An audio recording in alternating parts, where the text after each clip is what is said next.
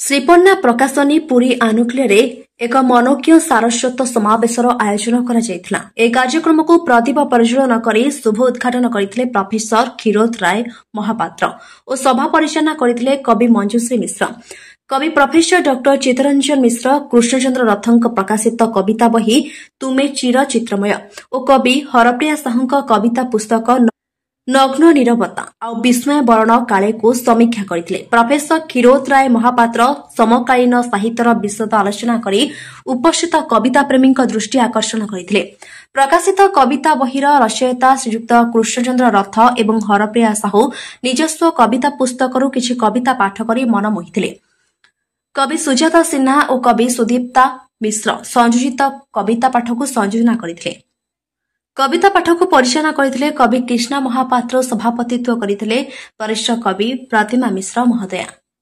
ଏହି କବିତା ଆସରରେ କବି ସର୍ବଶ୍ରୀ ଶ୍ରୀଯୁକ୍ତ କମଲ ଦାସ, ସଦାଶିବ ମିଶ୍ର, ନନ୍ଦି ଗୋପାଳ ମାନ୍ନା, କଲ୍ୟାଣୀ ମାନ୍ନା, ରମେଶ ଚନ୍ଦ୍ର ଦାସ, ପରଶୁରାମ ପାତ୍ର, ପ୍ରମୋଦ କୁମାର ଆଚାର୍ଯ୍ୟ, କମଳିନୀ ପାଣିଗ୍ରାହୀ, ସବେଶ୍ୱର ସାହୁ, ଶାନ୍ତିଲତା ମହାପାତ୍ର, ଦାମୋଦର ପରିଡ଼ା, ସୁଶାନ୍ତ କୁମାର ଜେନା, ଦେବସ୍ମିତା ପ୍ରଧାନ, ପବିତ୍ର ମୋହନ ଦାସ, ମାନମାଇ ରଥ, ମହେଶ୍ୱର ଜେନା, ପ୍ରିୟପ୍ରସାଦ ମିଶ୍ର, କବିତା ମିଶ୍ର, ବିଜୟଲକ୍ଷ୍ମୀ ମିଶ୍ର, ସୁରେଶ ପଟ୍ଟନାୟକ, ପ୍ରଶାନ୍ତ କୁମାର ତ୍ରିପାଠୀ, ମୀରା ମହାନ୍ତି, ଅଶୋକ କୁମାର ମିଶ୍ର, ସଞ୍ଜୟ କୁମାର ବରାଳ, ରୂପଶ୍ରୀ ମିଶ୍ର, ପ୍ରଫେସର ସୁଖଦେବ ମହାନ୍ତି, ଅର୍ଜୁନ ସାମନ୍ତରା, ବାଲକୃଷ୍ଣ ବେହେରା, ସୂର୍ଯ୍ୟନାରାୟଣ ପଣ୍ଡା, ସୁବ୍ରତ ଜେନା, ସ୍ୱର୍ଣ୍ଣଲତା ତ୍ରିପାଠୀ, ଚିତ୍ତରଞ୍ଜନ ମିଶ୍ୱାଲ ପ୍ରଭୃତି କବିତା ପାଠ କରିଥିଲେ। ପରିଶେଷରେ ଧନ୍ୟବାଦ ଅର୍ପଣ କରିଥିଲେ କବି ରମେଶ ଚନ୍ଦ୍ର ଦାସ ମହୋଦୟ।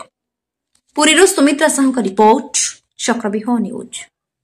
दीर्घ 40 वर्ष है पुरी सहर गोटे साहित्य पत्रिका आम प्रकाश कर तार संपादक। श्रीपन्ना एक त्रैमासिक साहित्य पत्रिका, निरुता साहित्य पत्रिका। साहित्य व्यतिरेक कौन सी प्रकार अलग कथा आधे बाहर ना एवं पुरी सहर समस्त लेखक मानक एथरे अग्राधिकार आम दे आसु। श्रीपन्ना को नहीं एक प्रकाशनी संस्था दीर्घ 40 वर्ष है गढ़ी उठी। श्रीपन्ना प्रकाशनी द्वारा एजावत आम 500 रु अधिका बही प्रकाश करूँ। आज श्रीपन्नार ये जो पुस्तक लोकार्पण उत्सव एवं साहित्य सभा अनुष्ठित होती 3 गोटी पुस्तक प्रकाशित होती। कवि कृष्णचंद्र रथंकर जगन्नाथ को नहीं गोटे कविता संकलन तुमे चिर चित्रमय एवं कवि हरप्रिया साहूंकर जगन्नाथ को नहीं गोटे कविता संकलन विस्मय बरण काले एवं आउ गोटे कविता संकलन नग्न निरवता एथरे प्रकाश होची।